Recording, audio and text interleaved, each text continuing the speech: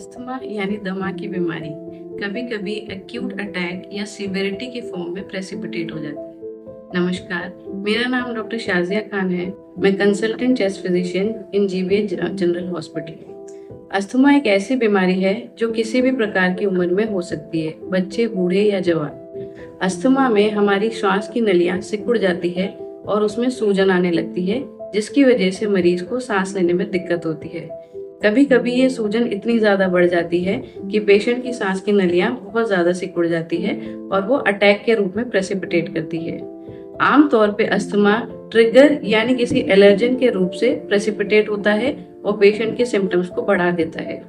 इसका डायग्नोसिस हम pulmonary function test यानी पीएफटी के तौर पे करते हैं और आमतौर पे मरीज को इनहेलर के रूप में ट्रीटमेंट दिया जाता है। एक्यूट अटैक ऑफ अस्थमा में इनहेलर्स कई बार काम नहीं करते हैं। ऐसी सिचुएशन में मरीज को घबराना नहीं है। जितना आप घबराएंगे उतने आपकी अस्थमा अटैक की सीवियरिटी ज्यादा बढ़ती जाएगी। आपको दीवार का सहारा लेके एक कोने में बैठ जाना है और गहरी गहरी सांस लेने की कोशिश करनी है। यदि आपके पास इनहेलर है तो आप उसकी डोज को 1 पफ की जगह 2 पफ ले सकते हैं। आराम ना पड़ने पे 10 मिनट के बाद आप पफ की डोज को रिपीट कर सकते हैं।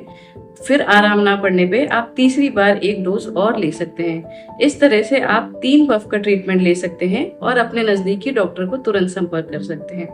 यदि आपके पास ऑक्सीजन नापने का पल्स ऑक्सीमीटर है तो आप उंगली पे लगा के अपना ऑक्सीजन लेवल चेक कर सकते हैं। यदि एक उंगली पे ऑक्सीजन कम आता है तो आप दूसरे हाथ की उंगली पे चेक कर सकते हैं, क्योंकि कई बार उसकी रीडिंग गलत आ जाती है।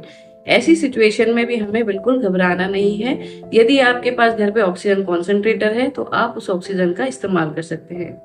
यदि इनहेलर की जगह आप नेबुलाइजर यूज कर रहे हैं और आपके पास नेबुलाइजर मशीन है तो आप साल्ब्यूटामोल का नेबुलाइजेशन 2 पफ नेबुलाइज कर सकते हैं। अगर आराम नहीं मिलता है तो आप 20 मिनट के बाद इसकी डोज को भी रिपीट कर सकते हैं। इस तरह से 3 डोज का नेबुलाइजेशन हम ले सकते हैं। इस तरह से अस्थमा अटैक को घर पे बचाया जा सकता है और जैसे ही सिम्टम्स रिलीव होते हैं आप अपने नजदीकी डॉक्टर या अस्पताल को तुरंत संपर्क करें। खुद से ड्राइव करने की कोशिश ना करें, एम्बुलेंस को घर पे बुला लें। इस तरह से अस्थमा के अटैक को शुरू से बचाया जा सकता है अगर आप अपने डॉक्टर से इसका ट्रीटमेंट और इसका डिस्कशन बिल्कुल सही तरीके से करें। धन्यवाद।